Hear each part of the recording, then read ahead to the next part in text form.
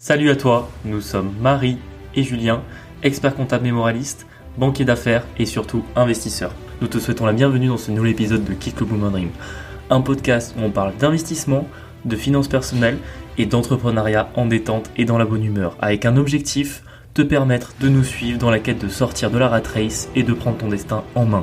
Grâce à nos expériences pro et à notre vie d'investisseur, nous te donnons les conseils qui nous ont permis d'avancer dans la construction d'un patrimoine immobilier et financier, principalement cryptoactif. Chaque semaine, nous abordons un sujet en le vulgarisant au maximum pour qu'il soit le plus intéressant. Nous recevons un invité par mois avec un parcours inspirant et une expertise différente sur de nouveaux sujets. Si tu apprécies notre podcast, je t'invite à t'abonner sur ta plateforme d'écoute, à nous laisser une note 5 étoiles et à partager cet épisode et ce podcast à 2 personnes de ton entourage pour nous aider à le faire grandir. Je te laisse tout de suite avec l'épisode et je te souhaite une très bonne journée. Bonjour à tous, j'espère que vous allez bien. On espère que vous allez bien en cette première semaine d'octobre, tu imagines? Il reste 3 mois avant la fin de l'année. Ça passe vite, mais j'ai hâte que cette année soit finie. Ouais, franchement, c'est bien. En vrai, on aurait pu faire un épisode genre point aux 3/4 de l'année 2024. Ouais, il va arriver. On attend juste qu'il y ait 2-3 trucs qui se dégoupillent un peu et on vous fera un retour là-dessus de toute façon. Cette semaine, on va commencer par les boom anecdotes, mais le thème de l'épisode est assez d'actualité, alors par différentes, je sais pas comment dire. Différents canaux d'approche. Ouais, et surtout, cette semaine, moi, ça a été un point qui a été évoqué plein de fois par des gens différents, donc on espère que ça vous plaira. Pour les boom anecdotes, est-ce que tu veux nous parler un peu des cryptos? Ouais, c'est pas si vous suivez l'actualité crypto comme je la suis, mais en vrai, il y a un petit peu de news et ça fait plaisir. Déjà, Ripple a gagné son procès. Enfin, ça, c'était une news, je pense pas qu'on avait... longtemps, ça, déjà. Ouais, mais je sais plus si on avait parlé sur le... Si, déjà. Bon, c'était la news la plus ancienne. La plus récente, c'est que le fondateur de Binance est sorti de prison aux États-Unis. Il avait purgé plus une peine de 6 mois, je crois, de prison ferme. Et là, du coup, il est sorti et puis il va recommencer un petit peu à faire vivre l'écosystème crypto. Il va pas retourner aux manettes de Binance, mais par contre, il va créer une fondation, il va continuer à financer des projets. Et en vrai, tout ça, c'est positif parce que plus il y a de gens, on va dire, importants qui parlent de la crypto, plus, entre guillemets, c'est des signes positifs pour faire venir l'argent frais. Je crois qu'il y a Kamala Harris aussi qui est plutôt favorable. Oui. Alors, je sais pas ce que ça va donner les élections américaines, mais quoi qu'il en soit, que ce soit Trump ou elle, au final, ça va influencer positivement les cryptos, non? Tout à fait. En fait, au final, c'est vrai que l'élection américaine, c'était un truc qui était attendu de manière assez importante pour les cryptos. Et finalement, par rapport aux déclarations des deux candidats, c'est sûr que là, quand on voit les dernières déclarations de Trump, il fait payer une partie on peut faire des dons dans sa campagne en Bitcoin. Il a même fait des paiements, je crois, en Bitcoin lors d'un meeting. Il fait une pub incroyable, puis il fait des déclarations un petit peu putaclic en disant que, par exemple, on pourrait rembourser la dette américaine en vendant du Bitcoin. Il en parle, que ce soit vrai ou pas, qu'il fasse quelque chose derrière, c'est toujours bon qu'il en parle. Et même de son côté, Kamala Harris, qui est moins favorable de manière générale, elle a quand même fait des bonnes déclarations en ce sens. Et en fait, dans tous les cas, ce qu'on va regarder, c'est un marché positif, des taux de la Fed qui baissent. Et ça, pour le coup, on attend plus ou moins qu'on baisse encore de 1 point les taux de la Fed d'ici la fin de l'année et 1 point de plus l'an prochain. Et tout ça, c'est positif parce que ça permet de faire baisser le taux de rendement de l'argent sans risque, donc des bons du trésor américain, et d'augmenter l'intérêt pour les investisseurs d'aller sur les classes d'actifs risqués, dont les actions, dont les cryptos, dont les matières premières. Donc, bien évidemment que ça, c'est des choses qui vont dans le sens d'un bon bull run. Et d'un point de vue de l'analyse technique, là, cette semaine, on a eu la cassure des 64 000 $ sur le Bitcoin. On a eu Ethereum qui se reprend un petit peu, et en vrai ça fait plaisir parce que depuis quasiment le début de l'été, au mois de juin, c'était remonté un peu et après à nouveau on a baissé. Donc on a souvent sur les classes d'actifs comme ça des étés qui sont assez rouges, et là ça redevient vert. On va rentrer au mois d'octobre et je pense que ça va être très positif. Moi en tout cas je vois comme ça. C'est pas un peu long là quand même le bull run? Non, en fait ça paraît long. Je suis comme ça, je suis là. En fait, Marie n'y connaît rien, ça l'intéresse pas beaucoup. Tout ce qu'elle a, c'est elle me pose des questions en mode on est à combien sur le portfolio, tu vois.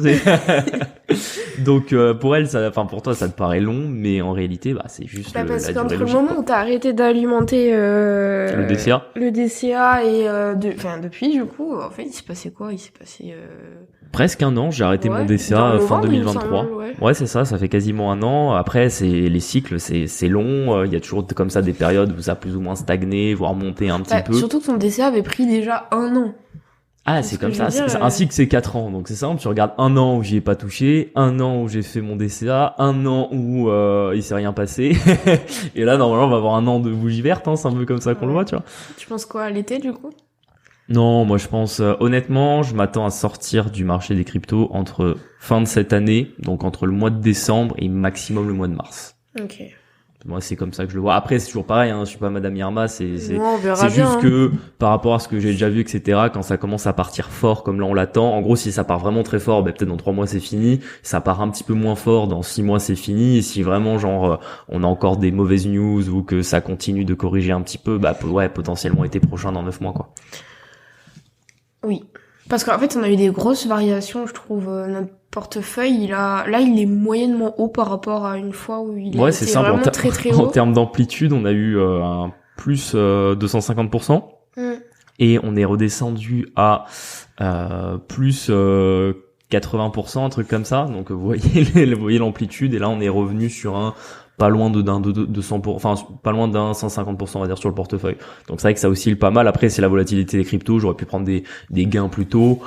C'est juste que je trouvais qu'on était très tôt dans le cycle pour prendre des gains. T'as d'autres investisseurs qui ont d'autres stratégies, vous avez déjà pris des gains à ce moment-là. Ça dépend toujours. Moi j'avais une stratégie qui est plutôt moyen long terme, en mode on sert vraiment tout le cycle et on essaie de sortir vraiment dans la dernière ligne droite quand on va dire la plus grande partie du steak a déjà été consommée. Après t'en as qui vont être plus court-termistes, qui eux vraiment vont garder leur crypto 3 mois, 6 mois, vont essayer de surfer des petites vagues. Ça dépend vraiment de ta stratégie. Mais moi, en tout cas, je suis à l'aise avec la mienne et je pense qu'il y aura pas trop de...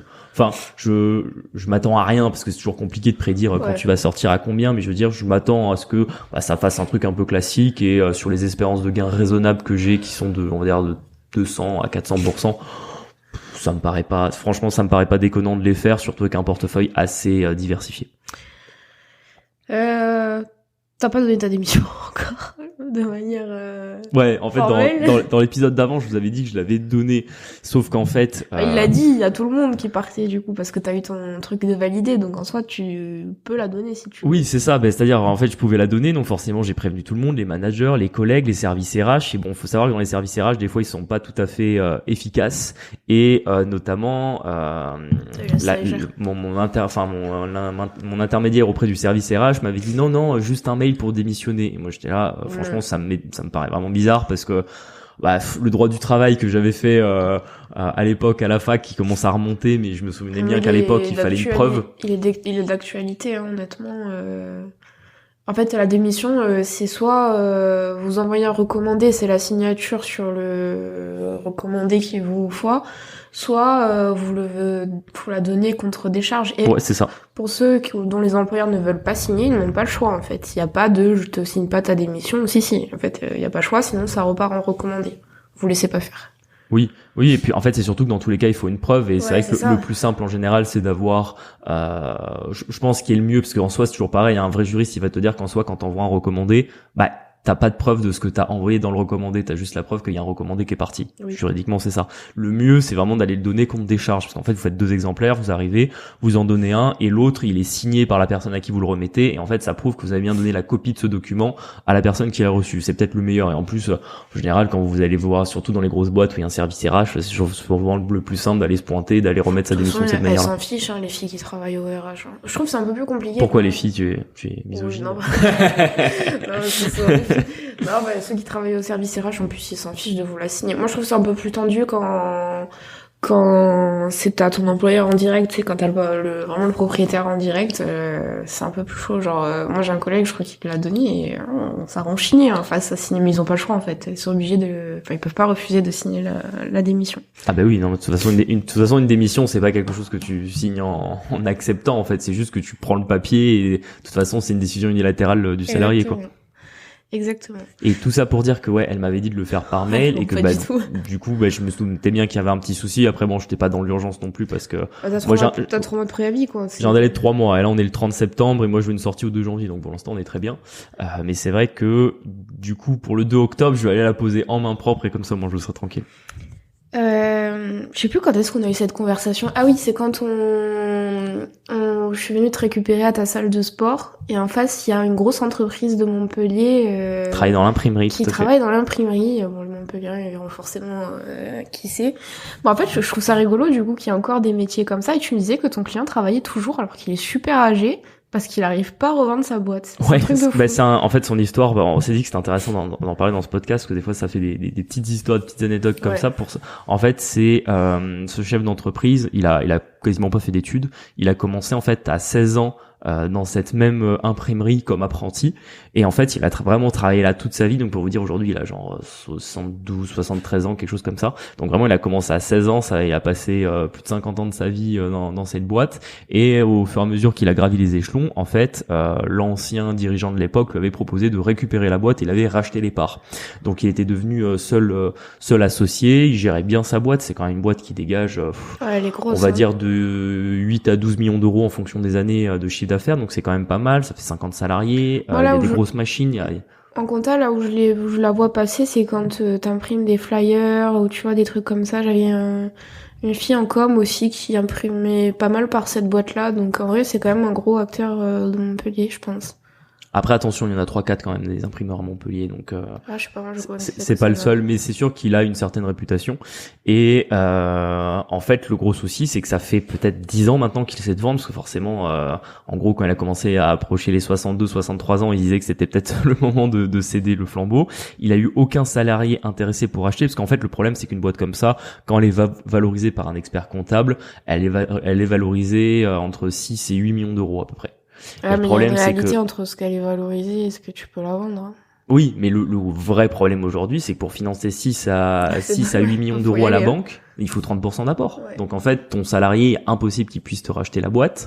Visiblement, ce dirigeant, il a aucun de ses enfants qui a voulu reprendre non plus. Donc en fait, il y avait que la vendre à un autre acteur. Alors il y avait soit la vente éventuellement à un chef d'entreprise qui aurait un capital et qui voudrait se lancer dans un nouveau business. Parce que il prend quand même beaucoup de rémunération, lui, non ? Sur sa boîte, il prend à environ 600 000 euros par an. Donc c'est quand même une boîte qui est bien, quoi. Elle a toujours un résultat positif. Il se prend une grosse rémunération de dirigeant, sans compter, forcément tous les frais pour l'employeur pour le dirigeant, qui sont payés par la boîte. Donc c'est une belle boîte, c'est rentable.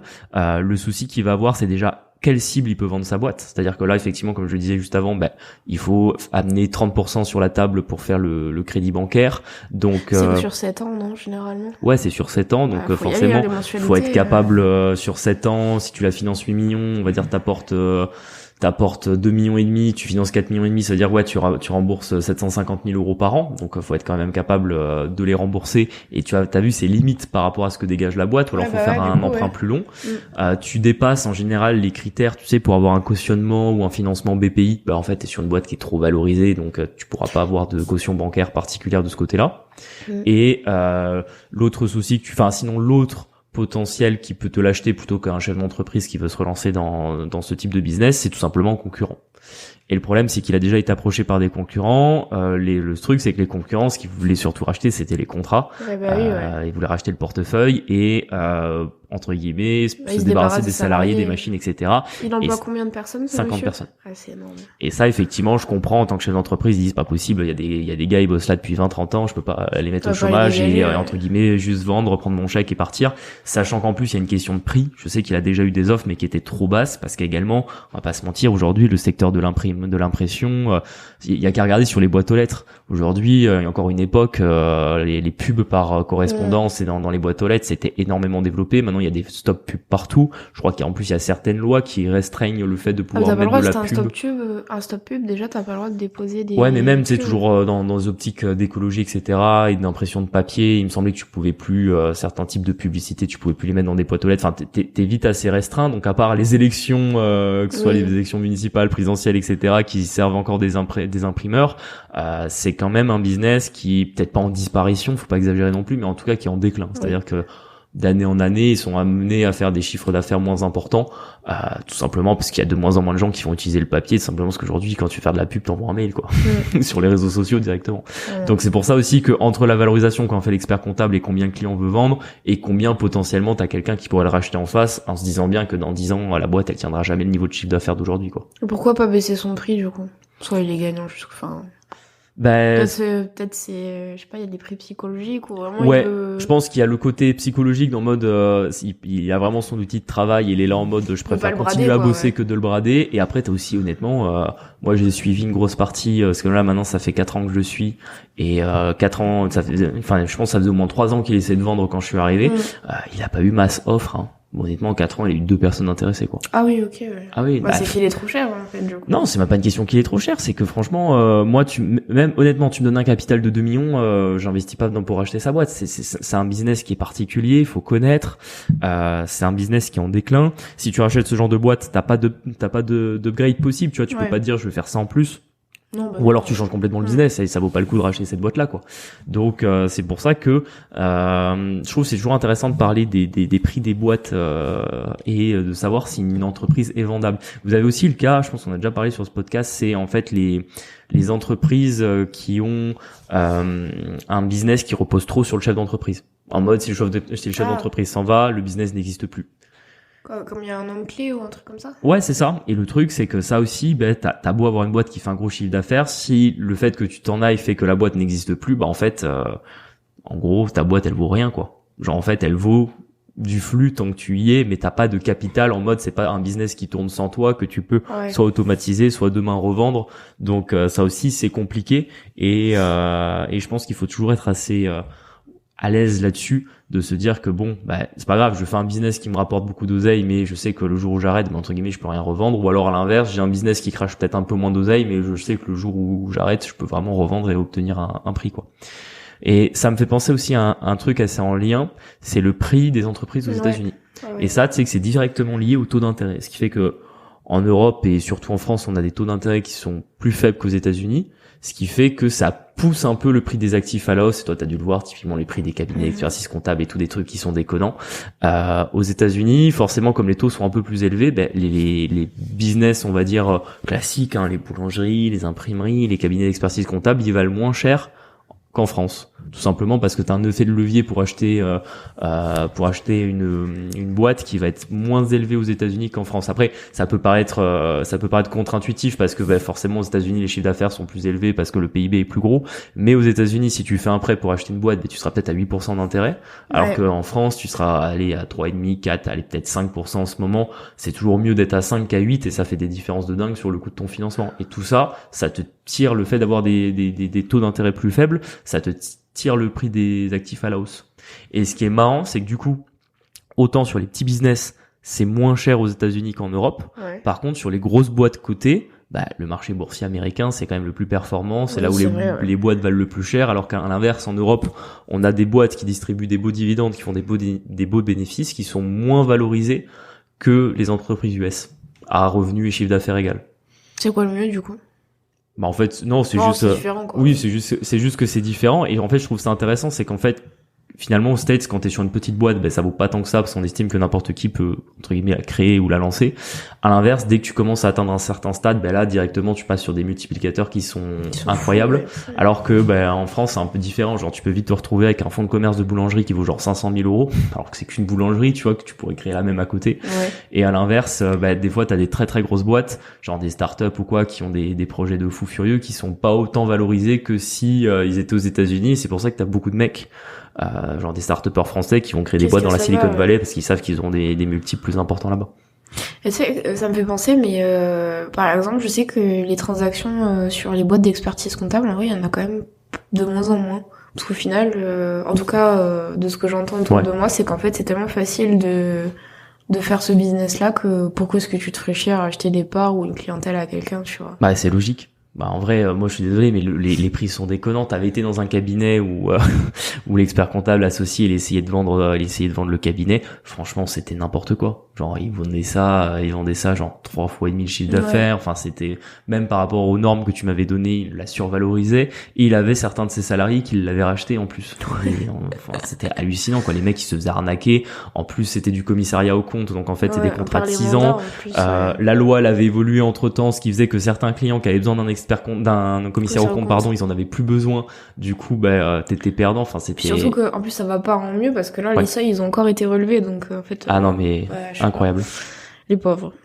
Tu voulais nous parler vite fait de négociation avant qu'on passe à la question de l'abonné. Mais... Ouais, en fait la négociation, du coup on a pas mal de gens dans notre entourage en ce moment qui achètent des biens immobiliers, qui sont en cours d'acquisition de biens immobiliers. Déjà, on trouve ça que c'est super et en plus, nous, ça nous permet à la fois de les aider un petit peu et de donner un peu de toute l'expérience acquise, et puis en même temps, ça nous fait toujours des nouvelles anecdotes et ça continue d'augmenter un peu notre expérience là-dessus. Et je vois qu'il y a souvent un peu un tabou autour de la négociation, en mode nos amis ou même notre famille qui investissent en ce moment, on essaie de les pousser pour qu'ils fassent des grosses négos. Ils ont un peu de mal à faire des grosses négos et au final, souvent leur première offre elle passe.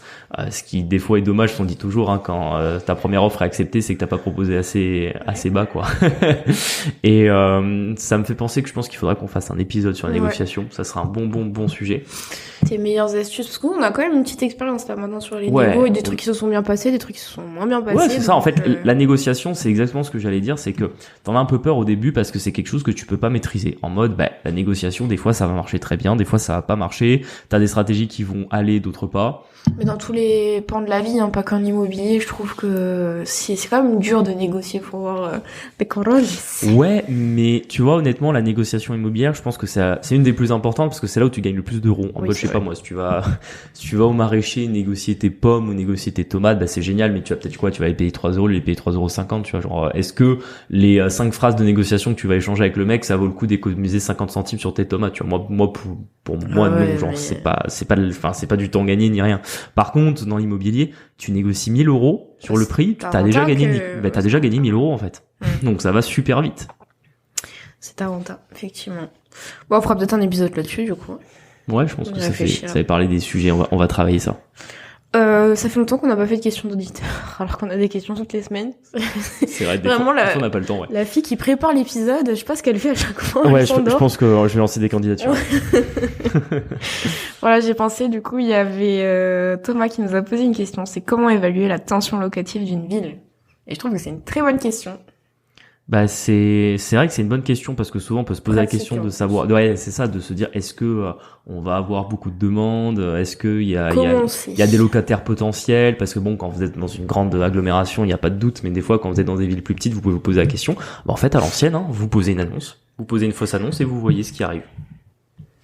Aussi simple que ça. Alors, s'il n'y a pas de réponse, c'est déjà, qu'il n'y a pas de tension, c'est quoi? Non, il y a quand même un minimum à avoir, c'est déjà regarder dans quel mois tu le fais, parce que c'est sûr que, ça on l'a toujours dit dans le podcast, il y a des mois où les gens ne déménagent pas. C'est qu'il y a une saisonnalité qui est assez impressionnante, c'est-à-dire que vous pouvez, pour un même appartement, vous pouvez très bien vous retrouver à avoir genre 50 demandes au mois de juin, 30 demandes au mois de septembre, 10 demandes au mois d'octobre, 1 demande au mois de novembre et genre 0 demande au mois de décembre. Nous, ça nous est déjà arrivé sur un même appartement. Donc c'est sûr que ça dépend un peu de la période de l'année. En mode, si tu mets une fausse annonce, on va dire en novembre, décembre, en mars, avril, et que t'as personne, en fait, ça veut pas forcément dire que personne déménage dans la ville, ça veut surtout dire qu'entre guillemets, t'es hors période de déménagement, hors période locative. Et à l'inverse, si quand tu mets ton annonce, t'as direct 50 personnes qui te demandent, en fait c'est que la location est liée. Je te dirais même que si t'as 50 personnes qui te demandent, c'est que probablement le loyer que t'as pricé il est pas assez cher pour le marché. Donc ça c'est les petits tips à avoir. Et moi ce que je vous conseille en général, c'est ce qui marche bien, c'est que vous mettez une fausse annonce dans une ville, vous voyez un peu le type d'appart avec forcément la superficie, un peu le rendu sur les photos que vous voulez, et tout simplement vous allez essayer de trouver un appartement qui ressemble à ce que vous voudriez dans une autre ville. Comme ça au moins vous mettez pas 2 annonces pour le même appartement dans la même ville, sinon ça va être bizarre. Mais par exemple vous allez dans une autre ville, vous trouvez un appart qui ressemble, vous prenez les photos sur l'annonce, vous les enregistrez directement, vous publiez l'annonce dans la ville qui vous intéresse et vous voyez ce qui se passe. Nous c'est déjà ce qu'on a fait, on n'a jamais eu de problème. Après qu'on a 10 personnes qui nous demandent, alors on envoie un petit message, désolé l'annonce est plus disponible, et voilà quoi. C'est juste, ouais, c'est ce que tu disais, c'est la saisonnalité qui peut peut-être influer des fois un peu le prix. Donc voilà, après il y a pas d'autres techniques, je pense. Peut-être poser la question des agents IMO si vous en avez un qui est bon, mais ouais, après moi je suis toujours partant de vérifier soi-même, tu oui, vois. Clairement. Laissez pas les autres vérifier pour vous. Et plus le temps passe, plus ça se vérifie, tu vois. Sinon, en vrai, le dernier truc, c'est par exemple nous qu'on a commencé l'IMO en 2018. À l'époque, en vrai, en fonction des secteurs, la tension locative, c'était une question qu'on pouvait encore avoir parce qu'à l'époque, il y avait des endroits où il y avait plus ou moins de logements disponibles. Là, honnêtement, en 2024, je trouve que la pression locative, elle est mais genre partout. Genre même dans des endroits assez ruraux, etc. Les gens ne trouvent plus de bons bons logements partout. Alors des logements de merde, vous en trouvez toujours, mais des bons logements, il y en a pas partout. En tout cas, il y a trop de candidats pour les bons logements, pour tout un tas de raisons. Ça serait peut-être un épisode aussi, attention locative, avec nos mesures en tant que ministre du logement, tu vois. Et non, et puis c'est surtout que là, honnêtement, pour moi, en tout cas, quand j'achète un bien immobilier, la question de savoir si je vais trouver un locataire, c'est vraiment plus une question actuellement. Ça veut pas dire que je vais pas mettre de fausses annonces. En général, moi, la fausse annonce, c'est plutôt pour vérifier le loyer. Ouais. Vérifier que le loyer, si on connaît moins bien la ville, que le loyer qu'on projette est bien en adéquation avec le marché. Mais en tout cas, de savoir est-ce que je vais avoir un locataire qui va vouloir le louer, non, vraiment, ça c'est plus une question. La tension, elle est très très élevée partout. Peut-être parce qu'on est dans le sud aussi. Non, même dans d'autres endroits. Regarde, il y a une autre ville qui est pas du tout dans le sud où on investit et il y a beaucoup de tensions aussi, alors que pourtant on aurait pu croire qu'il y en avait pas énormément. Il y a pas de grosse ville à côté en plus, c'est ça le pire. Ouais. On voulait vous remercier pour votre soutien sur notre podcast. Le nombre d'écoutes et vos retours positifs nous permettent aujourd'hui de vous proposer une collaboration avec Jérôme Rubin du Bien Rentable, que vous avez déjà entendu sur ce podcast. Le Bien Rentable, qu'est-ce que c'est ? On nous pose souvent la question de comment trouver un bien rentable. Pas mille solutions, soit vous le cherchez vous-même et cela peut prendre un certain temps, soit vous faites appel à un spécialiste comme Jérôme en tant que chasseur immobilier. Avoir recours à Jérôme vous permet de trouver un bien rentable autour de 10% de rentabilité partout en France. Il vous trouve le bien, il vous chiffre le projet et vous accompagne tout au long de l'opération. Trouver son premier bien peut être stressant et source de nombreuses complications. Passer par Jérôme, c'est un gage de sérénité pour trouver son premier bien et réussir son opération immobilière dans les meilleures conditions. Jérôme est multi-investisseur aguerri et a déjà accompagné une centaine de clients dans l'acquisition d'un bien rentable. Si tu veux dès maintenant trouver un bien rentable, je t'invite à suivre le lien dans la description et à réserver un créneau pour ton appel gratuit. On va peut-être passer au sujet du jour. Ouais. Parce qu'encore une fois... On va parler de vivre au-dessus de ses moyens et c'est marrant parce que on en avait un tout petit peu parlé dans le 2e épisode qu'on est sorti sur le podcast, il y a presque 1 an et demi maintenant. Mais en fait, je pense que vivre au-dessus de ses moyens, c'est le cas de la plupart des gens. Ouais. Franchement, là, moi j'ai des collègues, ils ont des giga voitures en vrai. Des giga voitures. Alors elles sont en leasing, etc. Et je me dis, waouh, quand même... J'ai exactement le même souci parce que, par exemple, là, forcément, en ce moment, je réfléchis pas mal. Enfin, j'ai plein de réunions, donc il y a plein de temps où je m'ennuie, où j'ai le temps de réfléchir un peu. Et c'est vrai que je me dis des fois, finalement, ce qu'on a fait juste avec, entre guillemets, un salaire de banquier privé, c'est quand même bien. Et je me dis, c'est quand même ouf que genre, il y ait aucun de mes collègues qui le fasse. Alors, je sais qu'on en revient au truc de mindset un peu de base, en mode, il y a finalement peu de gens qui vont passer à l'action. Ça, c'est sûr. Mais, quand j'en parle avec mes collègues, eux, ils comprennent surtout pas comment j'ai fait avec nos revenus. Alors qu'en fait, tu vois, tout le problème, c'est pas le niveau de nos revenus, qui est honnêtement très confortable, hein. C'est plutôt qu'est-ce que on en a fait. Non, mais quand je dis le niveau je parle de mes collègues, là. C'est-à-dire que mes collègues, ils gagnent la même chose que moi. Et ils me disent, comment t'as fait avec nos revenus? Des choix différents, en mode, c'est on sûr. gagne pas assez, tu vois. Alors que le souci, c'est pas que dans ce métier-là, on gagne pas assez. C'est qu'en fait, ils dépensent leur fric n'importe comment et que forcément, ils s'enlèvent toute capacité à pouvoir investir et potentiellement à se faire financer aussi en même temps. Moi, je pense que j'en avais encore déjà parlé, mais le nombre de collègues qui travaillent en banque qui ont les comptes tout le temps dans le rouge. Parce qu'il faut savoir que quand vous êtes banquier, vous avez droit à un découvert de 3000 balles. Non, mais c'est exactement ça. Vous avez droit à un découvert de 3000 balles sur votre compte. Et en fait, il y a plein de banquiers qui vivent à découvert. Et en fait, le salaire vient juste remettre le compte à zéro, quoi. Et c'est quoi, du coup, qu'on appelle vivre au-dessus de ses moyens? C'est simple, c'est qu'en fait, tu as un niveau de vie qui n'est pas en adéquation avec ce que tu gagnes. Et d'ailleurs, j'en ai parlé avec... Tu dépenses plus que ce que tu gagnes, du coup. Non, pas forcément. C'est juste qu'en gros, t'as un style de vie qui est beaucoup trop élevé par rapport à ce que tu gagnes. Après, ça veut pas forcément dire que tu dépenses trop, parce qu'en soi, une norme, vraiment, hein, une bonne répartition de ses revenus, t'as déjà une bonne partie qui doit passer en épargne. Tu dois pas en mettre, tu vois, par exemple, j'ai un ami qui m'a posé une question, un ami qui est pas du tout investisseur IMO, hein, qui maintenant est salarié, qui gagne bien sa vie, qui voulait savoir un petit peu, comment on faisait pour bien gérer son budget, etc. Ouais. Il m'a dit, combien je dois mettre de mon salaire dans mon loyer. Et moi, je lui ai dit 25% maximum. Et il m'a dit, mais c'est trop peu, etc. Moi, il me dit, sur Internet, j'ai plutôt lu un tiers, 33% et tout. Je lui ai dit, ouais, mais le problème, c'est que 33%, ok, tu prends un loyer à 33% de ton salaire. Donc lui, il sera approximativement sur un salaire de genre 2300 €. Donc, je l'avais divisé par 3. Je crois que ça faisait genre 700 balles quand tu divises à peu près par 3. À 700 balles, le problème, c'est que tu prends un appart à 700 balles, tu rajoutes l'électricité, on va dire 50 €, tu rajoutes Internet. C'est ça, tu rajoutes Internet, t'es déjà à 100 € de plus l'assurance, etc. Finalement, tu vas te retrouver avec tellement de charges qui vont venir s'additionner que rapidement, juste pour te loger, juste pour payer là où tu vis, tu te retrouves facilement à 40% de tes revenus. Ouais. Alors, c'est pas une fatalité en soi, parce qu'en fait, il y a des cas où ça s'explique. En mode, vous vivez à Paris, en fait, c'est normal il y a même des fois, ça peut être 50% de vos revenus parce que, la ville est extrêmement chère. Mais si vous, en dehors de ces cas-là, où genre, soit vous avez des revenus faibles, soit vous vivez vraiment dans une ville qui est très chère, en dehors de ces cas-là, si vous avez des revenus normaux et que vous vivez dans une ville normale, ça doit pas représenter 40% de vos revenus, votre loyer, même si vous vivez seul. Parce que c'est vrai que quand tu vis en couple, ça mécaniquement, ça le baisse un peu. Mais honnêtement, moi, je conseille 25% maximum sur le loyer. Comme ça, avec les quelques dépenses complémentaires, l'électricité, les charges, Internet et compagnie, t'arrives à 30%. 30%, c'est déjà beaucoup de ton salaire en soi qui passe dans juste te loger. Mais ça te laisse encore le reste pour manger, pour payer tes activités, pour mettre de l'argent de côté, pour sans doute payer une voiture. Parce que ça pareil, hein, les voitures, t'en parlais juste avant. Mais combien de personnes vivent dans des voitures neuves? Aujourd'hui, le prix des voitures neuves en France, c'est une dinguerie. Alors, si tu les prends en leasing ou en crédit... Ils la prennent en leasing, généralement. Ouais, mais c'est encore pire. C'est encore pire, alors qu'honnêtement, si tu gagnes 3 000 € par mois, t'as pas les moyens de te payer une voiture à 50 000 €, quoi. Et je pense qu'en plus, ça touche n'importe quelle classe sociale. Oui, c'est avec toi, du coup. Cette semaine, tu me parlais, qu'en gros, en fait, forcément, vu qu'on s'en va, tout nous pèse. Et t'as un client qui t'a appelé pour financer 70 000 €, je crois, de l'école de co de sa gamine ou un truc comme ça. Ouais. Et je me dis, mais c'est bizarre, il est en banque privée, 70 000, normalement, pourquoi est-ce qu'il a besoin de faire un prêt? Normalement, ça devrait être absorbé largement, surtout quand, c'était quoi, un notaire, je crois?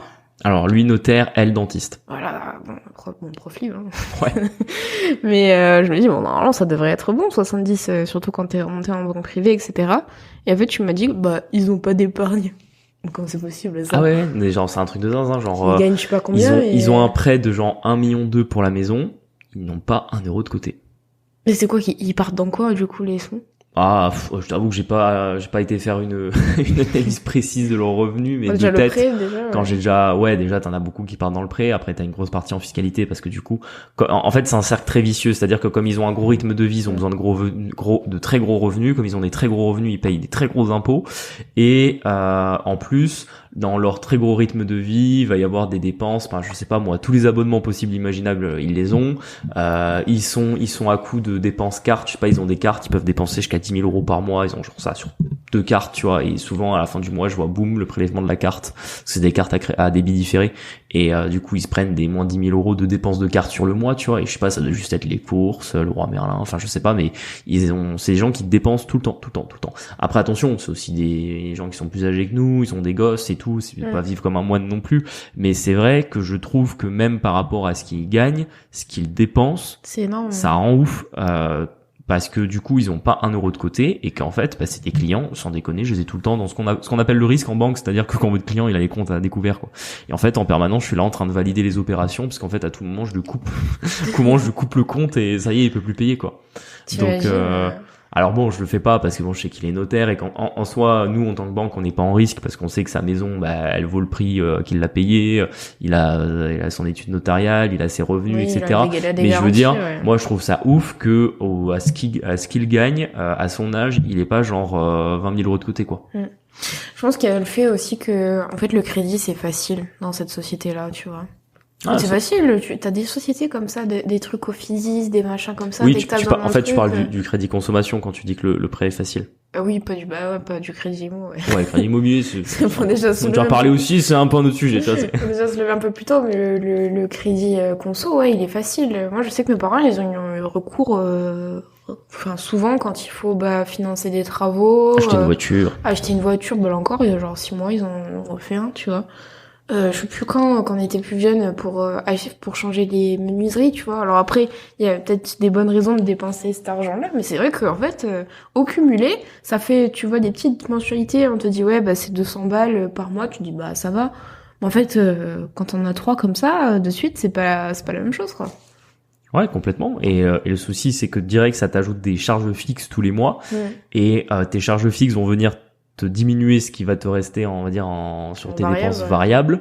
Et surtout, ce qui va te permettre à mettre de l'argent de côté, qui va justement, l'argent de côté, c'est ce qui peut te permettre de soit rembourser tes crédits conso si t'en as déjà, ou alors t'éviter le jour où t'as une grosse dépense imprévue ou simplement que tu veux te faire plaisir, de faire un crédit, quoi. Parce qu'encore une fois, dans ce podcast, on n'est pas là pour vous dire de vivre comme des moines et de rien dépenser. Genre, si vous voulez vous faire des voyages à 20 000 euros, faites-vous des voyages à 20 000 euros, mais faites en sorte que vous ayez les 20 000 euros avant. En fait, le but, c'est plutôt vous mettez 20 000 euros de côté, vous faites le voyage, c'est pas plutôt je fais un crédit de 20 000 balles pour faire le voyage et après je rembourserai le crédit pendant 3 ans, quoi. Ouais, parce que pareil, cette semaine, du coup, j'ai vu une copine et elle m'a expliqué que, en fait, ils ont des petits salaires. Je pense qu'elle a 1200, elle doit toucher 1200 euros parce qu'elle est au chômage en ce moment. Et lui, il doit tourner aux alentours de 2000. Et en septembre, à chaque fois, ils font 2 semaines de vacances. Lui, il pose ses congés, etc. Et elle m'expliquait que à quel point ils ont tiré sur les découvertes pour pouvoir partir en vacances 2 semaines, quoi. Et j'ai trouvé ça super triste. Et vraiment, je m'étais dit, en fait, je lui ai dit, mais pourquoi vous partez si ça vous met à ce point dans le mal, tu vois? Elle me dit, parce que sinon on part pas en vacances. J'étais là, du coup, oui, tu vois, genre... Ouais, mais le problème, c'est qu'en fait, il le paye pendant le reste de l'année. En fait, c'est toujours là, pareil, c'est qu'il faut rattraper son découvert bancaire, parce que du coup, forcément, ils sont allés au plafond des découverts, faut le rattraper. Donc, en fait, le mois d'après, ils sont déjà entamés les revenus, en fait. Sans oublier que ça fait des frais. C'est ça. Et que s'ils ont le moindre problème qui peut arriver, comme, je sais pas moi, un problème de voiture, comme une grosse dépense imprévue. Mais elle m'a expliqué qu'elle avait pas fait son contrôle technique. J'étais là, je sais pas, quand même. Ouais. Et elle préfère partir en vacances. Bah oui, mais parce que, du coup, c'est le seul plaisir annuel. Alors, je peux le comprendre, mais c'est vrai que j'ai trouvé ça vraiment triste. Vraiment. Ouais. Et oui, et du coup, comme tu dis, en fait, ça coûte de l'argent parce que les agios, ensuite, pour rattraper ça, en fait, elle va être en découvert plusieurs mois là pour le rattraper. Donc vraiment aucune marge de manœuvre, aucune épargne. Ouais, puis on en revient toujours au même, c'est plaisir immédiat, plaisir différé, tu vois. Au lieu de faire le plaisir différé en mode on part en vacances cette année, on met l'argent de côté, on partira en vacances l'an prochain, c'est quoi qu'il arrive, on part en vacances cette année.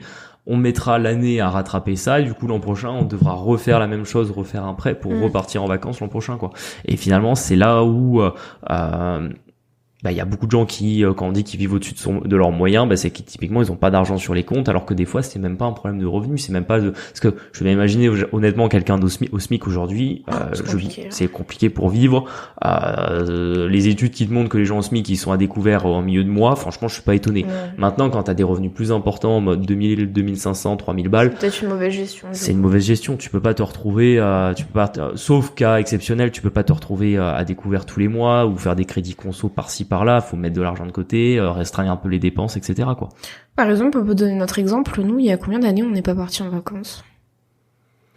On a fait des micro-vacances, tu vois. Des micro-vacances, mais parce qu'en fait, c'était aligné avec les objectifs et que qu'on préfère mettre cet argent-là dans des apports, du coup. Ouais, c'est ça, sachant qu'on a fait genre moins de 1 voyage par an et sachant qu'il y a des voyages qui ont duré genre 4 jours, quoi. En France. Genre, c'est vrai qu'on n'a pas fait genre les voyages d'1 mois, vacances sac à dos, on explore l'Asie, Bali, machin, truc muche. Non, ça c'est sûr qu'on l'a pas fait parce que ça viendra un jour, mais on voulait faire les choses dans l'ordre et on n'avait pas envie de, entre guillemets, diminuer ce qu'on pouvait avancer dans les projets qu'on avait pour simplement avoir du plaisir immédiat à l'instant T, quoi. Donc après pourquoi est-ce que les gens vivent d'une manière générale au-dessus de leurs moyens? Je pense qu'il y a une grosse pression sociale en vrai. Oui, tu vois notamment quand on parlait tout à l'heure du couple là qui était notaire et dentiste, ça typiquement c'est parce que aussi ils sont tous leurs amis gagnent la même chose. Il faut montrer que t'as une belle voiture, que t'as une belle maison, que tu peux boire du très bon vin, que tu peux aller dans les meilleurs restaurants, etc. Et tout ça fait que entre guillemets tu veux appartenir à une certaine classe sociale, du coup tu dois dépenser comme cette classe sociale pour en gros montrer que t'es riche. C'est un peu le syndrome de ce qu'on appelle les nouveaux riches. Alors c'est un terme qui est plus américain que français, mais en gros quand on parle d'un nouveau riche c'est ça, c'est-à-dire qu'en gros c'est quelqu'un qui veut montrer qu'il a de la réussite par l'argent et c'est souvent le contraire de ceux qui sont vraiment riches. Enfin c'est pas tout le temps vrai, mais honnêtement du coup des riches j'en ai croisé beaucoup en étant banquier privé, c'est pas tout le temps vrai, mais c'est vrai que tu peux avoir des gens qui sont très très très très riches qui ne le montrent pas du tout. Ouais. Et par contre, ce que j'ai vu, ce qui est vrai, c'est que ça traduit souvent plus un mindset d'investisseur, voire d'entrepreneur. C'est-à-dire que quand t'es très riche et que tu le montres pas, en fait, c'est souvent que t'as été investisseur, que finalement t'as fait travailler l'argent pour toi et qu'en fait l'argent, c'est juste, tu vois, ça va, ça vient, c'est juste un flux, t'en fous un peu, t'as ce que t'as envie, tu fais en sorte de gagner plus de ce que t'as besoin et ça suffit, tu vois. Alors que t'as cette classe-là, un petit peu des nouveaux riches, qui a des grosses rémunérations, qui va travailler pour son argent et qui aura besoin de justifier qu'on travaille autant pour cet argent en montrant le niveau de vie qu'on va avoir. Et en plus, dans une société qui te pousse en permanence à la consommation.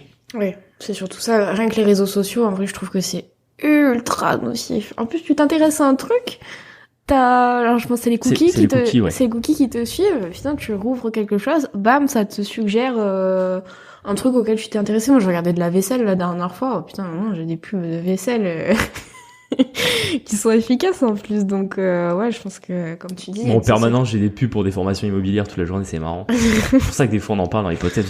Franchement, vous imaginez pas. Enfin, en plus, heureusement, je passe pas énormément de temps sur Instagram, mais rien que sur Instagram, je pense que je dois en voir le peu de stories de nos amis que je regarde. Je dois honnêtement, une pub sur deux, c'est un truc pour une formation sous location pro, devenir entier en 6 mois, etc.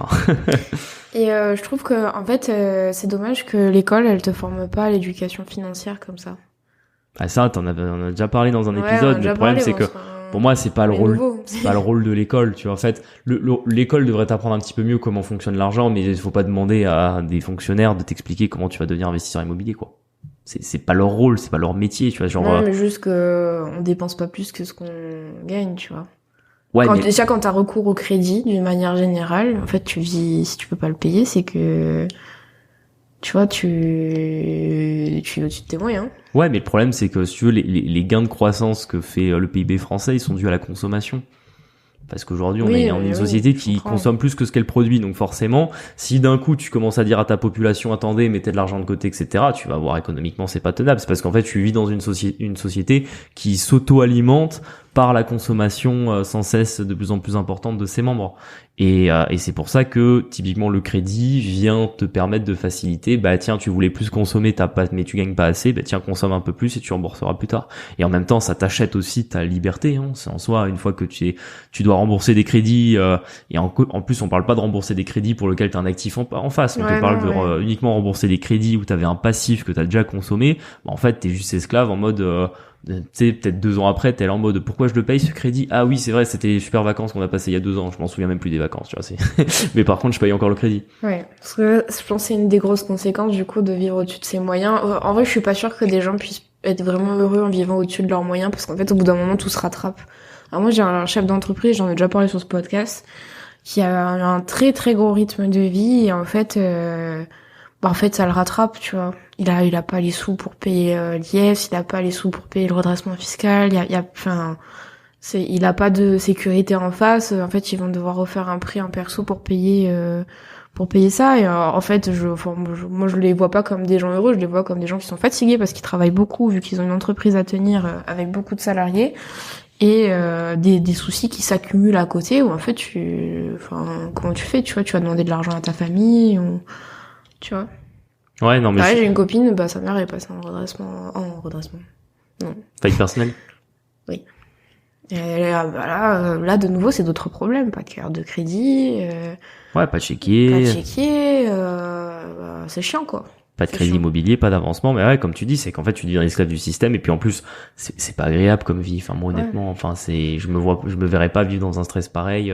Je préfère encore le stress qu'on a de nos problèmes immobiliers, dont on vous parle souvent dans le podcast, que le stress, entre guillemets, de devoir rembourser des crédits conso pour des choses que t'as déjà consommées, quoi. Dans des clients pour la compta, je vois souvent, des saisies sur salaire. Tu vois, des ATD. Ah, putain, ils ont pas commencé le mois, ils ont déjà moins 400 balles sur un petit, souvent c'est des petits salaires. Ils ont déjà moins 400 balles dessus parce que je sais pas, ils ont pas payé l'amende, ils ont pas payé je sais pas quoi, enfin c'est triste quoi. C'est triste. Ouais, et après du coup ça te fait une vie compliquée quoi. Bah ouais, parce qu'en plus imagine quand t'es tout seul encore, bon, moi je pense que c'est plus facile quand t'es tout seul, mais quand t'as des enfants et tout, que tu sais pas comment les faire manger et tout, etc. Tu peux pas leur acheter de basket et tout, je pense que c'est des vies vraiment moralement qui sont compliquées. Et comment tu t'en sors du coup?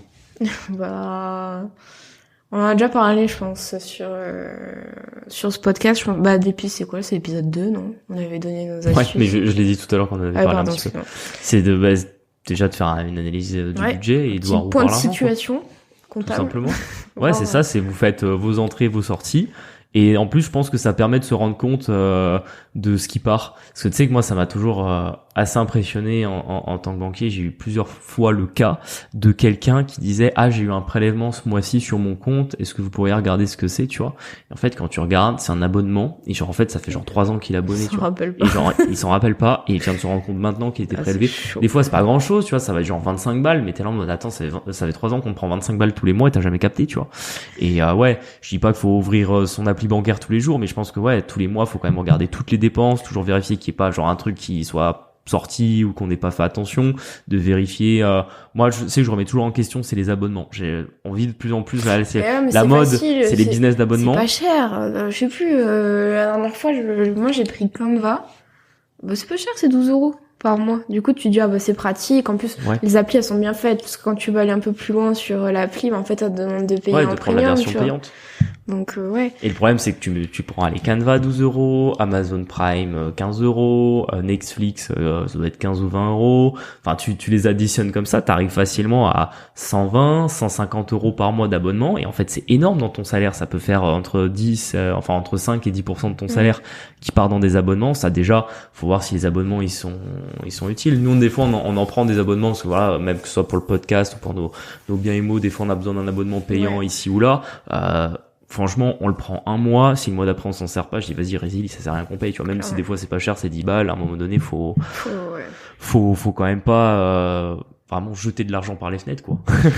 Parce que c'est toujours le système d'abonnement. J'ai toujours trouvé qu'il était un peu inégalitaire en mode en fait abonnement, t'as droit à utiliser en illimité, tu vois. Le problème c'est que entre celui qui l'utilise genre tous les jours, tu vois, par exemple typiquement t'as besoin d'un abonnement parce que tu travailles sur le logiciel, là tu l'utilises tous les jours, et le gars qui paye l'abonnement qui l'utilise pas, en fait t'as pas trop d'égalité là-dessus. On en revient un peu aux abonnements, typiquement la salle de sport. Tu sais, la salle de sport, c'est un business. Il y en a plein qui ont un truc à la salle de sport, ils y vont pas. Ouais. Mais ça, on en parlait avec des amis cette semaine, et parce qu'il y en avait un qui savait pas que, justement, dans une salle de sport, en général, t'as genre entre 1 sur 5 et 1 sur 7 qui paye un abonnement de sport qui se rend de manière hebdomadaire à la salle. Donc, c'est-à-dire qu'en fait, pourquoi les salles coûtent pas très cher en mode 25-30 € par mois? Parce qu'ils usent pas les machines, tiens. Oui, de un, ils usent pas les machines, et de deux, c'est parce qu'en fait, finalement, toi, quand tu te rends à la salle 5 fois par semaine, en fait, t'économises le fait des gens qui y vont pas, et parce qu'en fait, si tous ceux qui payent leur abonnement, ils y allaient, ça serait juste pas rentable, la salle serait trop blindée, ou alors il faudrait augmenter le prix de l'abonnement. Du coup, voilà, faites attention aux abonnements, faites vraiment, le bilan de le compte de résultat de votre compte bancaire en regardant ce qui rentre, ce qui sort. Les 3 derniers mois, ça permet d'avoir une bonne idée du rythme que vous avez. Et il faut en tirer des conclusions de cette analyse, du coup. Qu'est-ce qu'on fait? C'est ce que j'ai déjà dit. Pour les abonnements, par exemple, on les résilie. Les assurances, vous pouvez les renégocier à chaque fois. Ouais. Ça coûte rien de téléphoner. Pareil pour les abonnements de téléphone, il y a toujours une offre chez votre opérateur. Et si ils vous disent non, vous dites je m'en vais, et là ils vont vous proposer quelque chose. Tous les ans, on négocie les contrats de téléphone. Ouais, complètement. Ou alors même, par exemple, des fois, l'électricité, on regarde si sur l'abonnement qu'on a, on peut pas avoir un abonnement moins cher, etc. Enfin, ça prend un peu de temps, ça te demande un petit peu de boulot, mais t'as énormément d'économies que tu peux faire là-dessus. En plus. Par contre, le point où je pense que c'est vraiment, vraiment compliqué, c'est quand t'es habitué à beaucoup sortir, etc., à faire des restos, peut-être le cinéma, je sais pas, les boîtes de nuit, tu vois, les verres en terrasse. Ça, à mon avis, c'est compliqué, je pense. C'est peut-être la partie la plus difficile dans le fait de gérer son budget, c'est quand t'es habitué à sortir, moins sortir, c'est difficile. Ouais, déjà parce qu'en plus, forcément, si tu sors moins, c'est un peu, on va dire, ta vie sociale que tu mets de côté. Mais c'est vrai que ça peut vite faire beaucoup d'argent. J'avais un ami comme ça maintenant il s'est calmé, mais à une époque, il sortait beaucoup. Il me racontait que, vite, ses soirées, ça peut monter à 300, 400 balles € la soirée, quoi. T'imagines vous le week-end. Ouais, ça fait cher, quoi. Pareil, je pense que, du coup, ça serait bien de regarder un peu ce qui peut être dégageable. Genre, un crédit conso, si on peut le solder, faut le solder en vrai. Oui, parce qu'en plus vous payez des intérêts. Affreux, donc pareil, changer de job, on en a déjà parlé. Ça c'est la partie augmenter ses revenus. Ouais, diminuer les dépenses et augmenter les revenus. S'il y a quelque chose que vous savez faire à côté de votre job et que ça prend pas longtemps, on appelle ça des side business, franchement, allez-y. allez-y, même si ça fait 200, 300 euros par mois, c'est déjà ça de prix. Et si par exemple votre job, vous regardez un petit peu l'offre d'emploi sur les marchés, si votre salaire il est pas assez haut, ben n'hésitez pas à aller voir un peu ce qui se fait ailleurs, quoi. Enfin, de toute façon, quand on rentre dans cette logique-là, au bout d'un moment, je pense que il faut y passer. Si vous avez pas été augmenté les 3 dernières années, s'il n'y a pas d'objectif, moi, vous êtes vraiment bien dans votre job, sinon faut... Et puis, justement, quand tu parles du job, t'as les quelques trucs qui peuvent te permettre de faire des économies. Déjà, t'as le télétravail. Ouais. Parce que il va y avoir des grosses économies sur les frais de sur les frais de déplacement. Moi, toi aussi, on met 45 minutes en moyenne pour aller à notre travail le matin. Ouais, ça fait vite. Honnêtement, les allers-retours pour le boulot, ça fait vite 100 euros par mois. Ouais, c'est chiant en fait. Déjà c'est chiant, et puis en plus ça coûte cher. Ça coûte cher, c'est ça. Et après, t'as effectivement se faire à manger pour le midi au lieu de manger dehors avec les collègues. C'est quelque chose qui me fascine. Nous, moi, j'ai jamais mangé au food truck ou des trucs comme ça, mais tous les midis, quand je sors pour aller au sport, je vois ces salariés qui vont pour aller chercher leur bouffe. Mais en fait, le truc, c'est que ça coûte quand même 15 balles. Moi, les peu de fois où ça m'a dépanné, je trouvais ça super cher pour ce que c'était, en fait.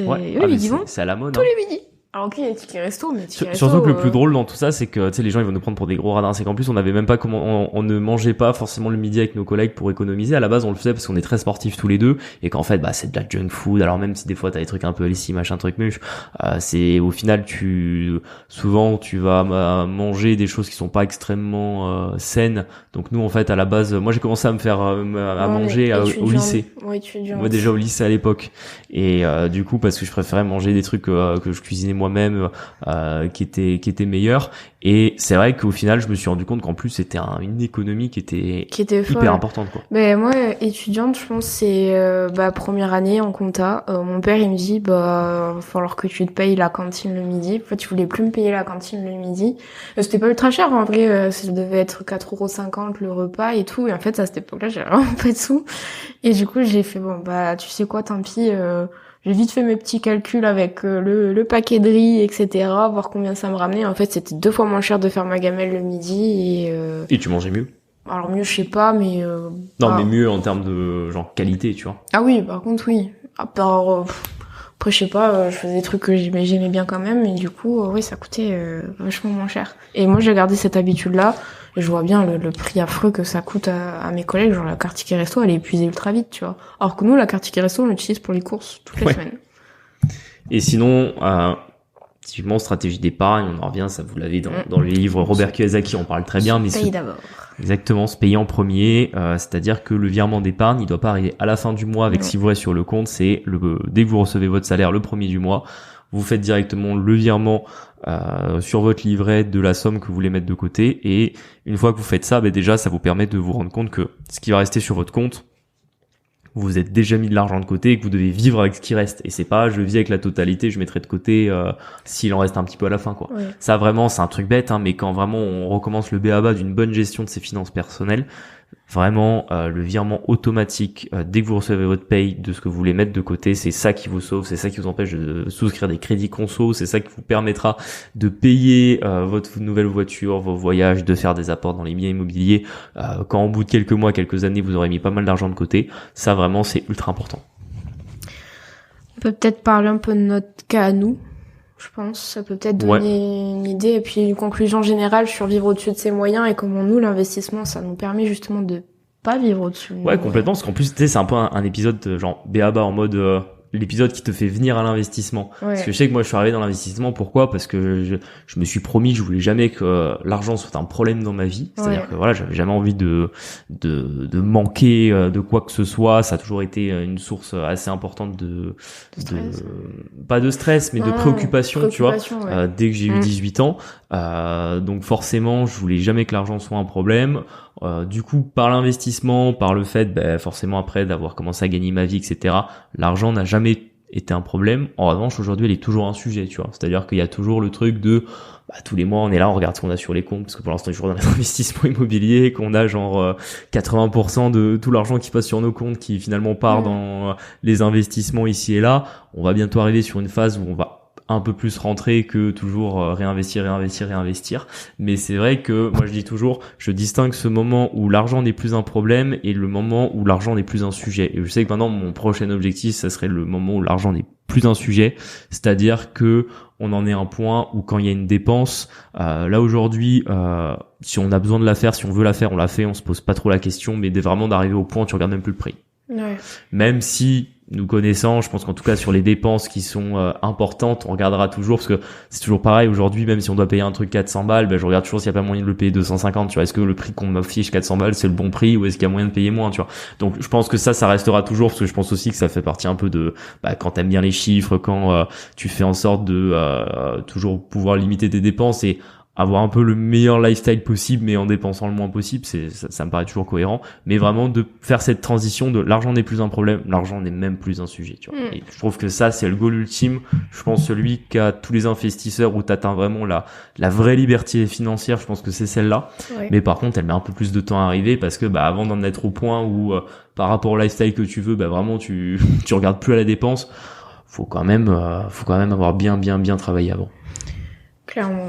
Je sais pas ce que toi t'en penses. Je suis plutôt d'accord avec toi d'une manière générale. Moi, ça me paraît un peu loin comme ça, enfin tout ça, tu vois. Même si maintenant, en fait, l'immobilier nous paye, à substituer nos salaires quasiment. Donc, ouais. En fait, je veux dire, notre RP, elle sera payée quoi qu'il arrive. Je veux pas du tout de frayeur par rapport à ça.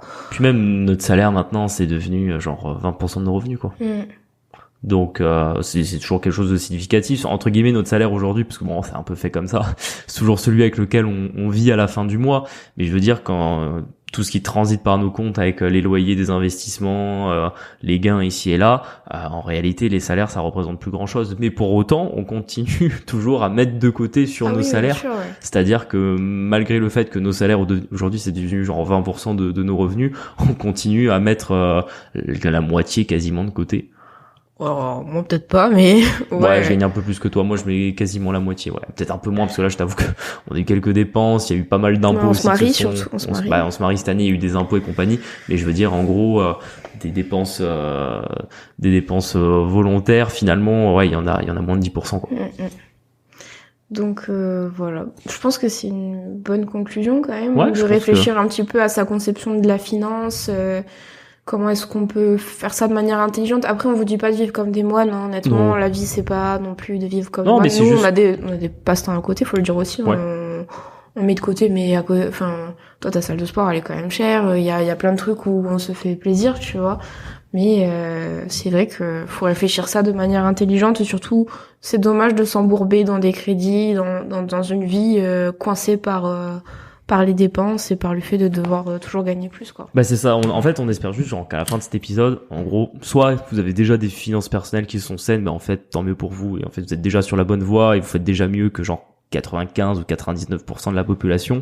Et par contre, si c'est pas le cas, je pense que ça peut être le coup de se faire une remise en question là-dessus et de passer à la vitesse supérieure et de vraiment mettre de l'ordre là-dedans, quoi. Même si pour ceux qui veulent pas investir ou quoi, rien que d'être serein par rapport à son argent, je pense que c'est déjà une bonne chose. Complètement. Bon, ça sera le mot de la fin. Ouais, on vous dit à la semaine prochaine. Merci à vous, à très bientôt. Ciao.